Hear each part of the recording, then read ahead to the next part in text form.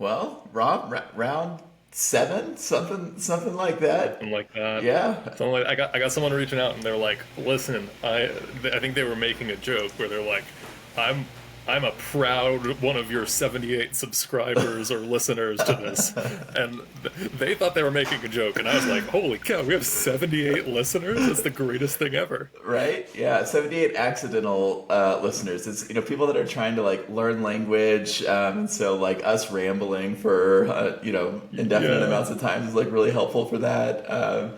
People that accidentally had us lined up on their like YouTube autoplay, it just like is constantly rolling through videos.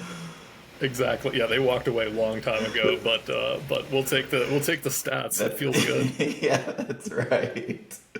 Joe Rogan's racking up like 38 trillion views a day. We're at 108, and we're like, we totally have nailed this podcasting thing. Yeah, we've got it.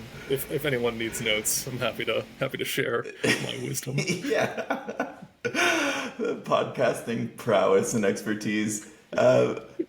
Dude, I'm so pumped about today's conversation. I think, my original, red pill, mind bending, whatever moment with the things that, with your approach, has been around the difference between demand and supply, and the way that you articulate it in this blog post. It's called "The Physics of Sales and 11 Signs That You Got It Backwards." Like, not just me. I know it's not just me, because I also see other founders that when they're communicating with you, they're like, this totally changed everything about how I thought about approaching sales. It makes business more fun. Like it makes it way less just like mental slog being dragged through the mud of sales, and much more dynamic, and it makes so much more sense. So I'm pumped about jumping into this one with you. This is awesome. This is one I've been kind of like noodling on for a while, and writing in different ways. But I think the graphic finally kind of put it together in my head. It's a stupid graphic that we can pull up at some point, but it like finally was like, okay, this is the essence of the thing. And so I think that led to I think it leads to an interesting post. Yeah, and like, Rob, what happened where one day you were like, we have demand wrong? Or like, where did that thought originally come from? Or like, we don't understand demand. What was going on?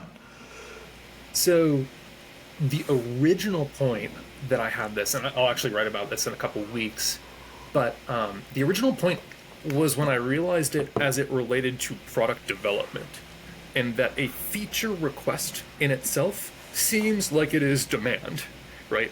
But it is actually a request for supply, and demand is something else, right? And so when somebody requests a feature, it seems like they want that feature, but they're really just telling you what to build. And if in like demand exists as a totally separate thing to that, it's something that happened in their world. It has nothing to do with our product that caused them to request a feature.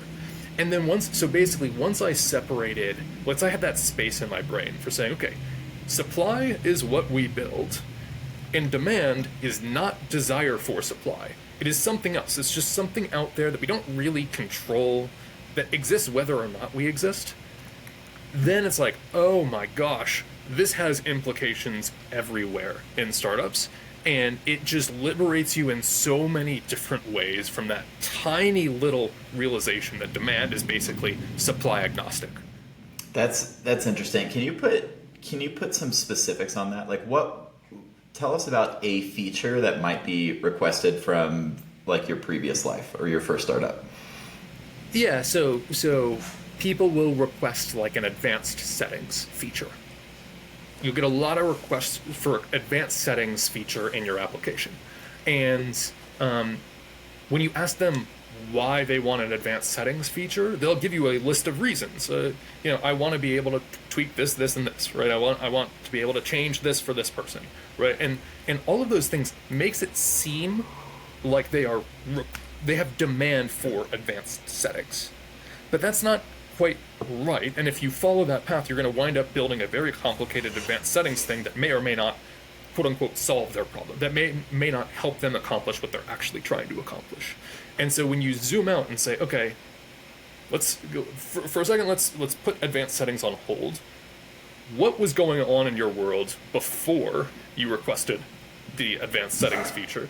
You realize that they're like, well, I want to just be able to receive notifications. Like, it was basically, I was getting too many emails in my inbox and I couldn't keep up with them, and so I want to receive some sort of a digest email, and so I figured if you created an advanced settings thing, that I could manage it there. It's like, okay, so instead of spending 6 months building an advanced settings part of the application, I could just have a digest email that I send. That takes me 2 hours to build. That's actually what you want. That like actually fits what you want.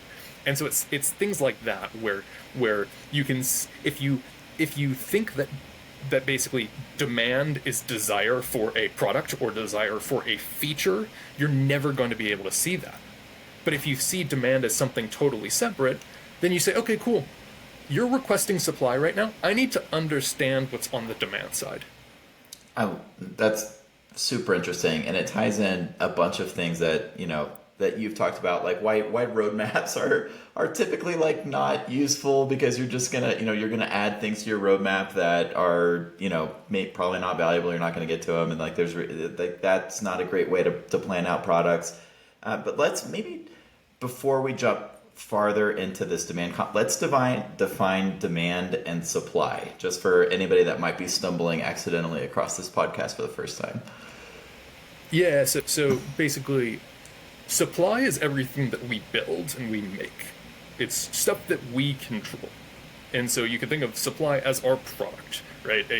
But it's also our messaging. And it's kind of all of the things, a box of things that we can exert force over. Demand is not that. It's stuff that exists out there in the world, in our customers' worlds. And it's, the way I think about demand is, it's basically what they are trying to accomplish. The easiest way to conceptualize this for me, to make it kind of more concrete, is imagine that everybody has a to-do list in their brain.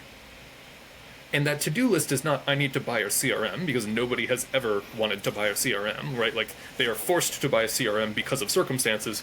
The to-do list is, I need to organize my sales data. I need to stop losing da-da-da, right? Like, and at any one point in time, they can only prioritize one thing on their to-do list, because we're human, right? And so the thing they are currently prioritizing, they have demand to accomplish that thing. If our supply fits what they are trying to accomplish on their to-do list, they will pull it out of our hands. If our supply doesn't fit what they were trying to accomplish, it would be weird if they bought it.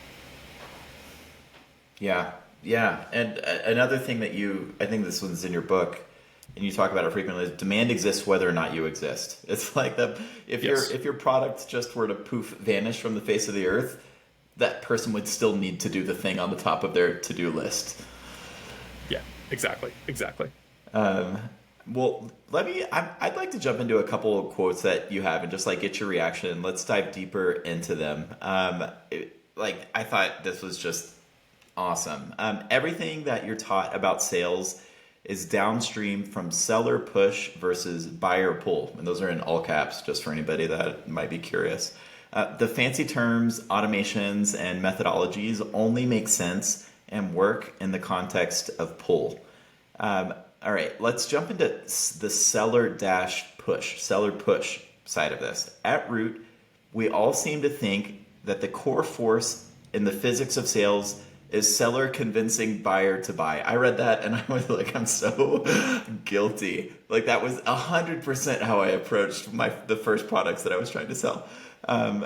I call this seller push. Tell us about, like, what does seller push look like, and I can add my perspective on that one too. Well, yeah, well, like what I'm trying to get to here is that there's this implicit assumption.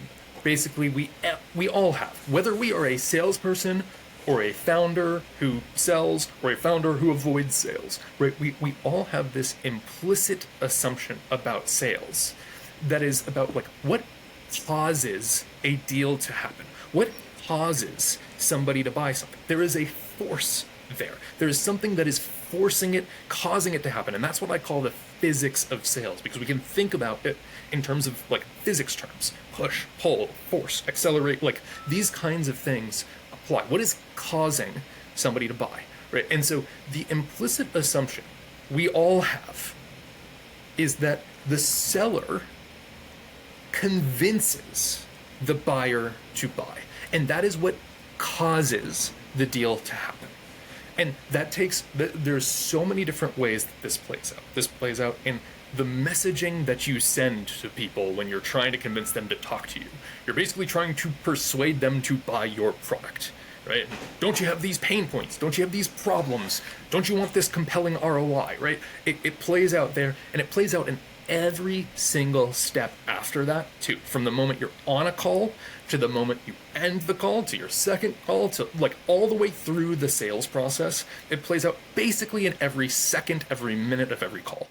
Yeah. And psychologically, the way that that feels is like you're constantly failing because I didn't realize I was trying to do was I was trying to create demand, and I thought like the right combinations of words, the right psychological approach, the right sequencing of questions, the like you said, the right outreach, the right slides, whatever it might be. That was the thing that if I got it right, then people would start to buy the thing that I was selling. And I just kept, for months was just like this, it's not working. And it just totally sucks because it feels like you're failing because you are not Yes. saying the right things in the right way. Yeah, and you think it's a messaging thing. That's a really big. You think that, oh, maybe if I just structure the logic, or if I add more persuasion, or if I read sales books that tell me just work harder, right? Or, it's like you go down these like real, or at least I did. I can't talk for anybody else, but it's like you end up following like psychology influencers who are like I sold $400 million in whatever software last year. Here's the 3 hacks that are like I used every time I went into a sales call, and you're like, wow, like those are, I can't believe it, like that's what caused people to buy. And then you try it and you're like, well, I just looked like a moron when I like did that, and nothing I'm, worked. I think I told this story before, but I like our biggest customer opportunity ever in my last startup, corporate fast food brand. I used one of these like tactics because I didn't understand this. I thought people were buying because I was convincing them. And so I used one of these tactics that I had read about in a very popular sales book, by the way.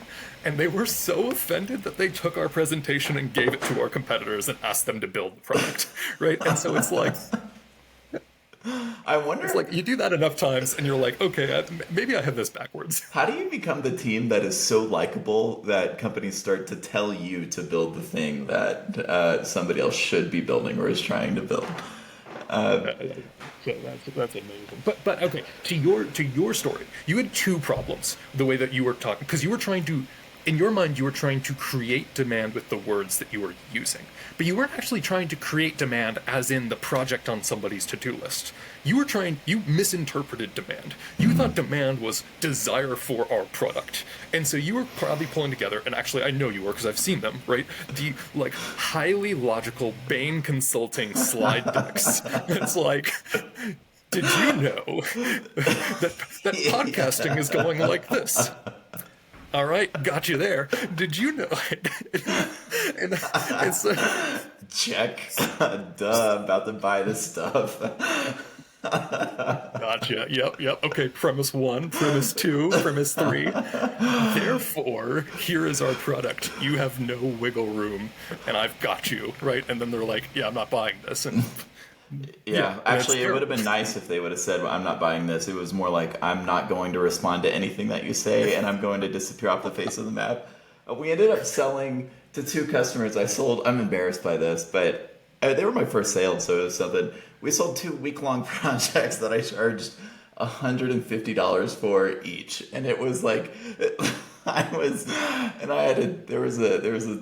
a team of 3 people.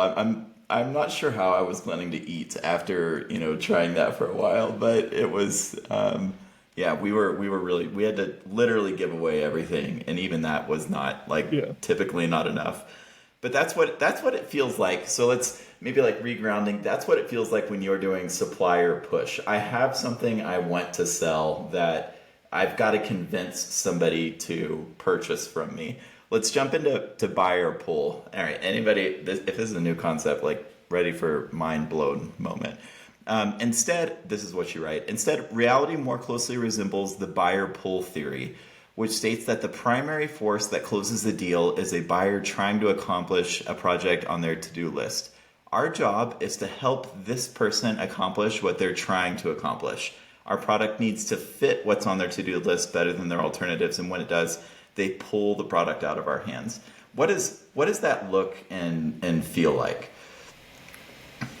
Yeah, it's like way simpler. So instead of trying to convince somebody that they should want my product, it's literally like, oh, you're trying to do this in your life. What options have you considered? Option A sucks because of this reason. Option B sucks because of that reason. Huh. If we offered option C that didn't have the problems with option A and option B, would that help you get where you're trying to go?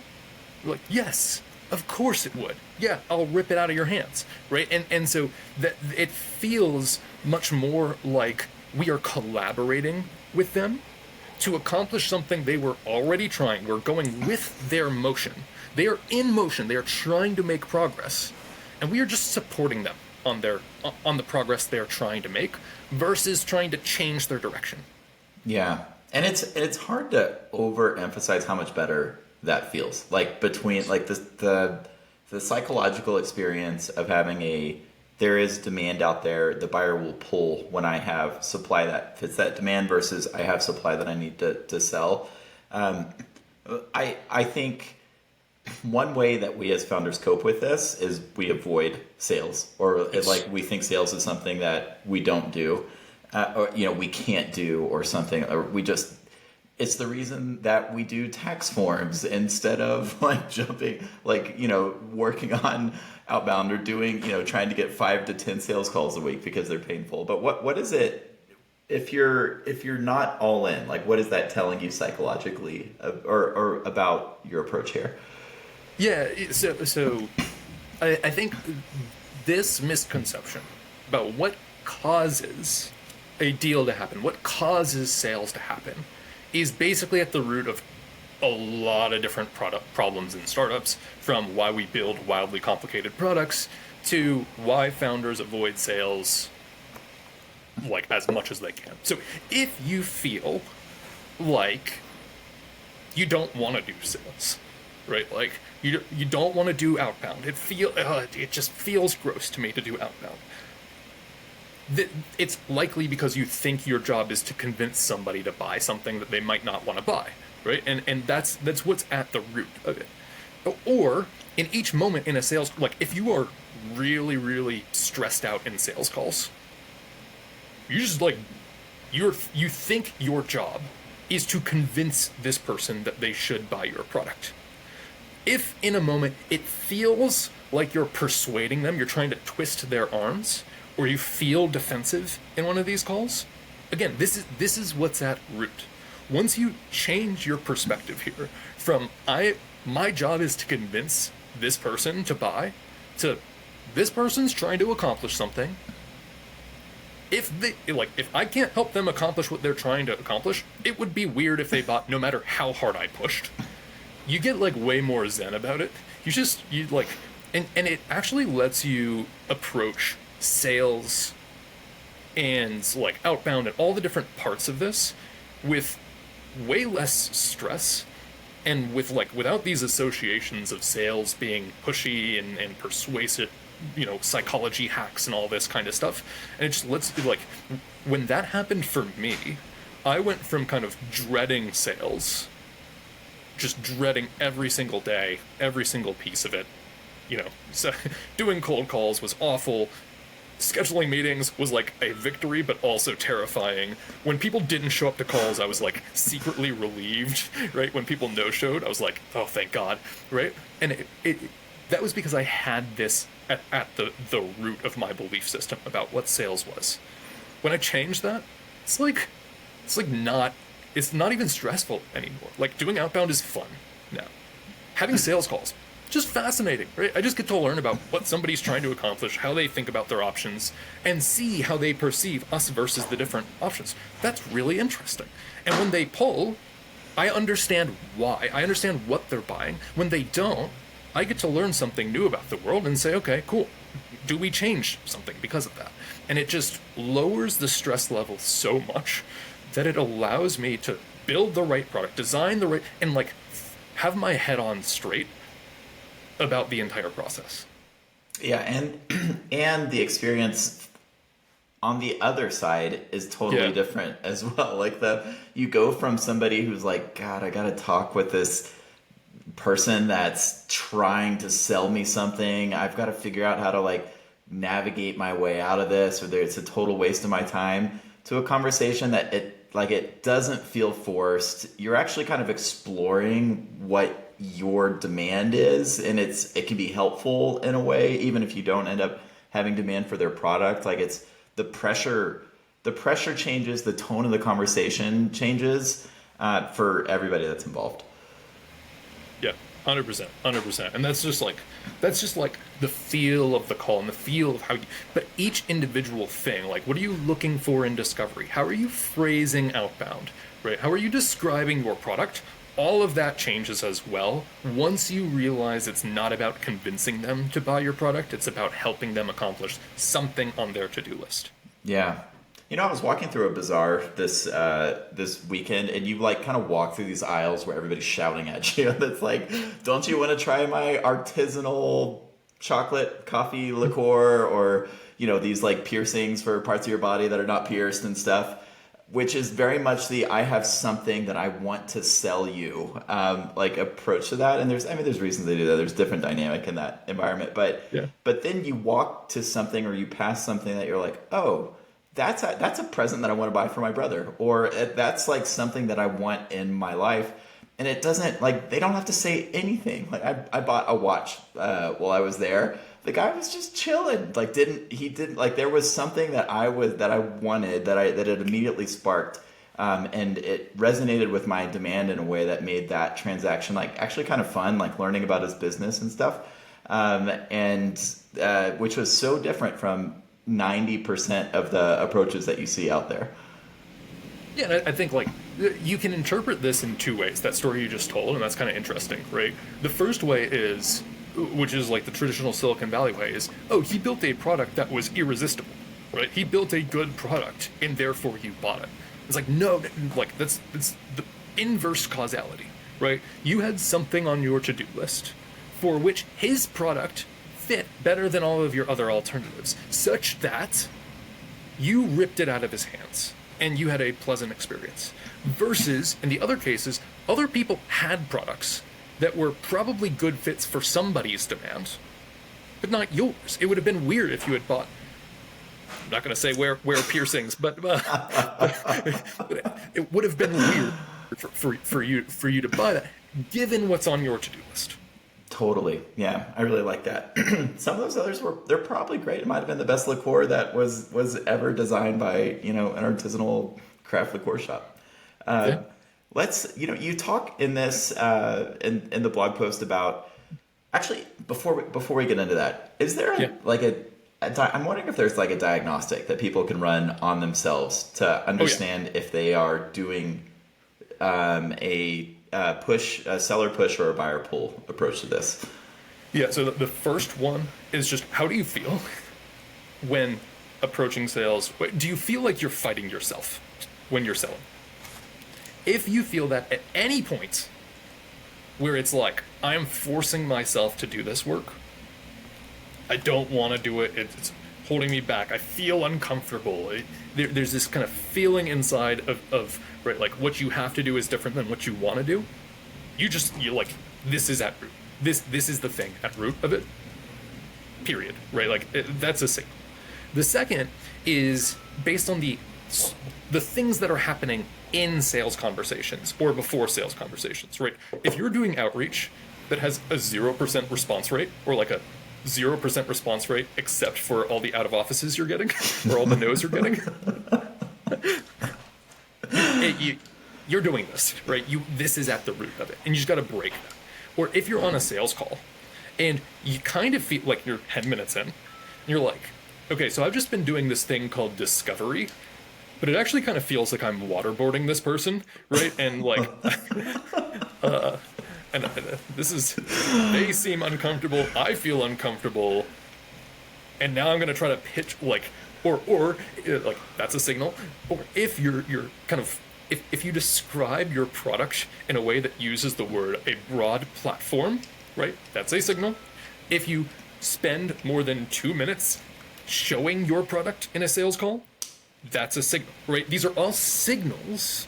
And like if like the best signal is if you get a lot of head nods, cool, I'll follow up with you on that, and then you never hear back from them. That is the best signal that you are pushing. And usually what happens is in your mind, you think, well, that sales call went well. I heard about their pain points and I learned about their situation. I pitched our product and all it's capable of. They said they would come back to me. And maybe I even got a second meeting scheduled. Like, that's what's in your head. What's in their head is, I have no idea what this person's selling. I don't understand this product at all. This may or may not help us. I don't know if it fits with what I'm trying to do, right? And so what happens is you'll wind up maybe getting them to show up to a second call, probably not, and you wind up following up with them, and you don't realize that this is what's at the root of it. Yeah. Whereas if you have a demand pull approach or a buyer pull approach, they're the ones that are driving the process, and you don't have to push it forward because you're like the project is not going away that's on their to-do list. Yeah, there's way less difference between what's in your mind and what's in their mind when you're going from the pull. Oh, okay, it sounds like you're not prioritizing X, you're prioritizing Y right now. Okay, is there anything missing with the different options you have for Y? No, but it seems like you're gonna prioritize X in a couple weeks. Sweet. Should we just follow up then, and then we can discuss in more detail, right? I have a way clearer understanding of what's going on in their worlds that's going to cause them to make a purchase at some point in time, or that's going to cause them to prioritize something at some point in time. And so, right, we're way more aligned, to use the consulting term. Thank goodness we're finally talking language that I understand. There we go. What happens in so putting on my skeptic hat into this? Yep. One of the parts of your pull framework is that the options are lacking. What about when you're in a more competitive environment? Maybe it's you're entering a space that you have a different approach to, but there are other competitors that they're assessing. You're not the only option that they're like, I had no, it's not the I'm breaking through a dam scenario. It's more like, okay, I'm evaluating different options. Does this still, the seller push versus buyer pull still apply in that context? Yeah, I mean, so what can happen is you can very clearly understand what they're prioritizing and how they think about it, and the options they're considering, what they believe the pros and cons are of those options, which, by the way, that all exists out there in the world. That's in their brains. Your job is to get that out. You can't really shape that very much. You just help them understand it better, help them articulate it better, right? And then seeing that, you can say, well, we kind of have a worse product based on their criteria here. Okay, cool. At that moment, you could do two things. You can say, one, screw it. I'm going to try to get this deal and see what happens, and maybe I'll learn something in the process. Or two, you can play back to them and say, hey, listen, here's why people choose us versus other options. It does not seem like you're prioritizing that right now. If that changes, reach out to me, right? Either one of those is valid, right? If the first may lead to churn, may lead to unsatisfied customers, may lead to product bloat because they're going to have a bunch of feature requests that don't look like your other feature requests, right? And it's going to make it hard to prioritize. But this isn't the aspiration is always, I always want 100% close rate. I always want 100% satisfaction rate. I want to build the perfect startup. But the path there requires me to learn in a lot of uncomfortable ways, which could either be turning down deals that don't seem like they fit, or accepting deals that aren't perfect fits and pushing a little bit where it's not a perfect fit, to learn the kind of grooves of reality, to see what we should actually build and what demand really is and what shape it takes as it replicates. Yeah, I like the way that you described that second approach of this is what I'm hearing from you or your priorities. This is where we stack up with one of the other options, XYZ, that you already mentioned. I think that's like I don't think like we're hitting it as well as them, and they might actually respond to that and say like, no, like you missed this other thing that y'all have that I'm not happy with over there, and so you're still understanding. Which can also, or they might say like, yeah, like this feature is really important, and y'all don't have that, so I think we're going to go with something else. One example of a friend's company where that exact thing happened to was like they were pitching a kind of we'll just say like a clean tech product, right, software product to a potential customer who was considering another way more well-funded clean tech software product in the exact same category, way more well-funded, way more features. The founder said, listen, like they have these features that we don't have. It sounds like that's really important to you. We're going to be building those at some point, but like if you need them right now, you should go with them. And the person played back and said, I appreciate that, but the real thing that we're going to be making this decision on is the expertise of the person that we're working with. They want me to work with a salesperson and people who have not been from the industry. You are from the industry. That's what matters to us. And so, and so she won that deal against a quote unquote better fit product. But that wasn't what the buyer's demand was. A little bit more nuanced than just stacking features against feature, right? And so by doing that, she was able to uncover what really mattered on the demand side that caused them to have a happy customer that paid them a ton of money. Yeah, love that. Or, yeah, and she could have heard like, oh, okay, I keep losing because this is the thing, which makes it very clear like how she should be, developing her product or changing her communication or the types of people that she should be reaching out to. Really, moving into the second part of the blog, you go through, well, it's in the title, so I assume it's 11 ways that this manifests. I think we've talked about a bunch of them. Some of them are outbound, the sales call vibe, which we've gotten into. Urgency was actually one that I appreciated. If you're asking how do I create urgency, it's usually because you're having meetings unexpectedly canceled or postponed. Just like another part of that self-diagnostic we talked through earlier is like how am I talking with myself or with my team about creating urgency? Like you have 6 days to buy this product, which is actually like always available, and it's an exploding offer. Group demos and call to in your sales process. Your mindset about sales, your approach to product, your approach to customer success. Are there any of these we haven't totally hit? Actually. And while you're doing that, I'm going to pull up the image so that we can also pop that up. But anything in that list that we haven't touched on yet? Yeah, so I think the main things that I think are unintuitive here. Let's click on those. It's demoing your product, and it's all the product stuff, right? So when we think that we are convincing somebody to buy, our intuition is to show them either how to use the product, or to prove to them that the product works, especially if we're early stage, or to just show them all of the broad capabilities in hopes that they see something that clicks in their brain and says, oh wow, I want this product now, right?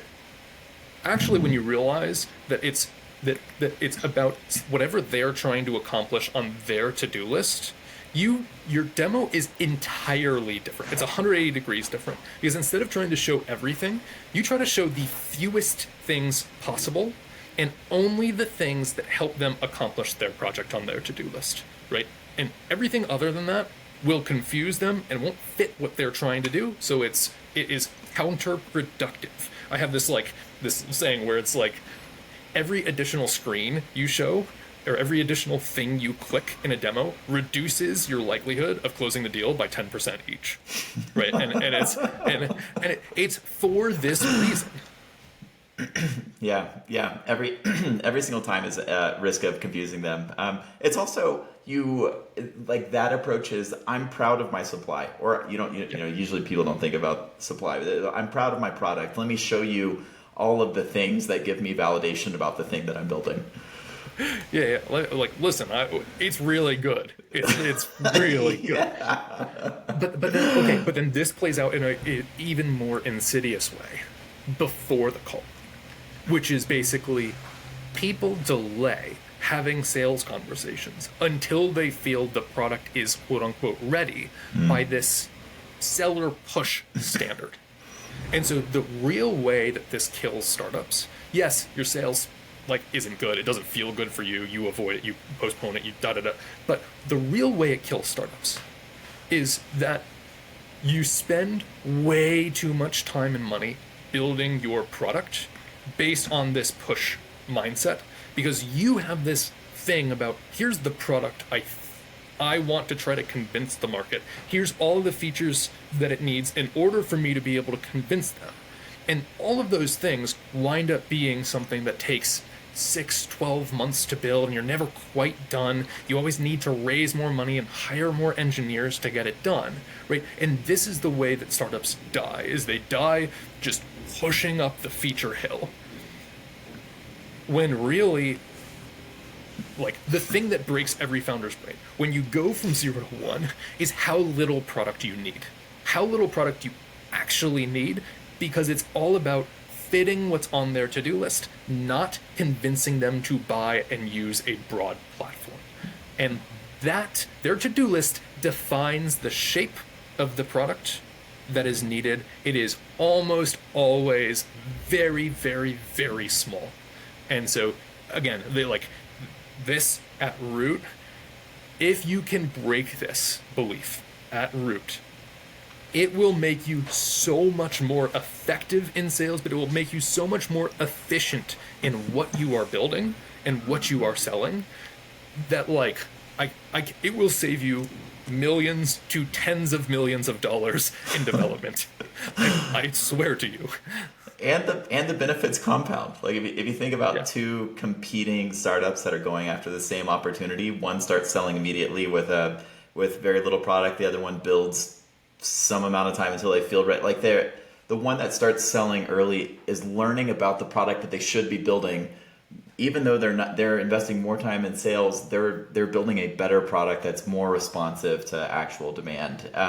And so in 6 months and a year, something like that, they have very different products because one's been shaped by customers, another one's been shaped by what the founder wants to build, and they're in a very different financial position as well. Yep. Let's pop up the push versus pull.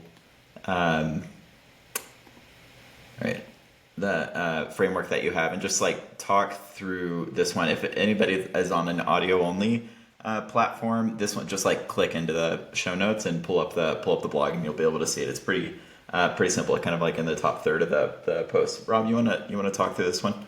Yeah, it's like the dumbest graphic I think I've ever made. I was trying to make it more complicated, and then I realized, actually, this is all that's needed, right? Which is, what is the primary force of closing a deal? On the push side, we believe it is us convincing them. On the pull side, it is them trying to accomplish something on their to-do list. So that's it. That's what we're displaying here. And this is the force behind deal. If you basically, you can either fight physics, which is not recommended because it does not work, or you can go with physics. So the physics of sales is they are trying to accomplish something in their lives. And if we try to get them to accomplish something different, right, we are pushing them in a direction they are not already headed.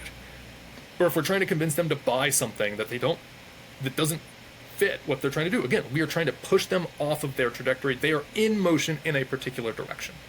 If instead we embrace that they are in motion trying to accomplish something, but maybe blocked with bad options, and we offer an option that fits, it's headed in the direction they are going. They will pull it out of our hands, and we will have to do way less work of convincing, of persuading, of demoing, of all of these things, because we're not trying to drag them to buy something they don't want to buy.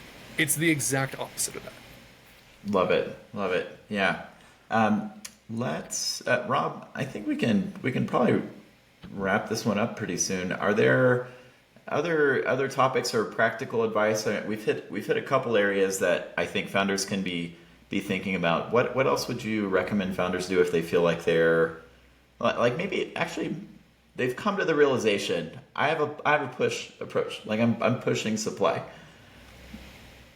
What do they do? Like what do you do differently? Yeah, so you start the way you start this is by saying, okay, cool. Uh, Most people, most of the time, given what's on their to-do list, would be weird to buy our product. Embrace that for a second. Sit with that. That sucks, but it's something you have to embrace. Okay. Now, some people, some of the time, given what's on their to-do list, would be weird not to buy our product. It starts there. It starts with a hypothesis. Who do we believe, given what's on their to-do list right now, would be weird not to buy? That is what forms a pull hypothesis, right? It's about the project on this person's to-do list that they can't not do, where their options, existing options, are they perceive to be limited. Okay? You craft that hypothesis. I believe it's this kind of person for this reason. Cool. Now my job is to go talk to 5 of them. Talk to 5 of them.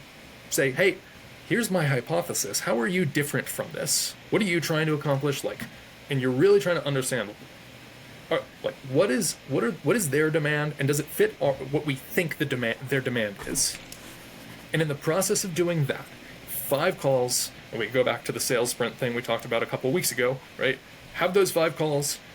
It would, like, based on your hypothesis, it should be weird if they don't buy. So if they don't buy, if they don't pull, you've learned something. If they do buy, cool. Send me a bottle of whiskey.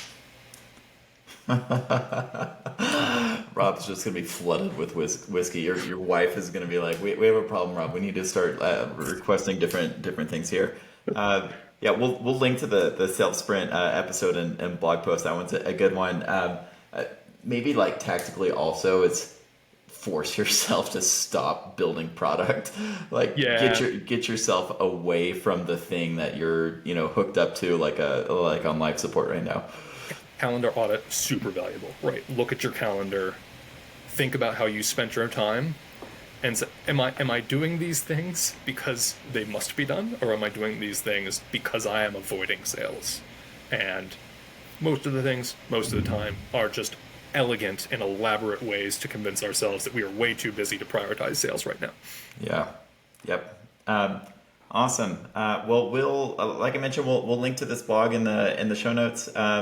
Rob, anything else on your mind before we farewell? There was a mailbag. I remember telling somebody I will totally get to your question in the mailbag, and I have forgotten what it is. So we will get to that next week. Yeah, that's on me too. I forgot to check the YouTube comments and the stuff, but we'll get to it next week. Sorry about that. To our listener has mailbags. Maybe it's one person that just keeps changing their username, that just like submitting. I would not be surprised, but hey, we'll take it. We'll take it. It makes me feel like people are listening. So awesome. That's the project on my to-do list. And folks, if you're enjoying the podcast, we'd appreciate a review if we could ask for it, or a comment. And Rob doesn't care, but I care about that. So Yeah. we need to send good vibes to the algorithm. Anyways, we will catch everybody next week. See y'all.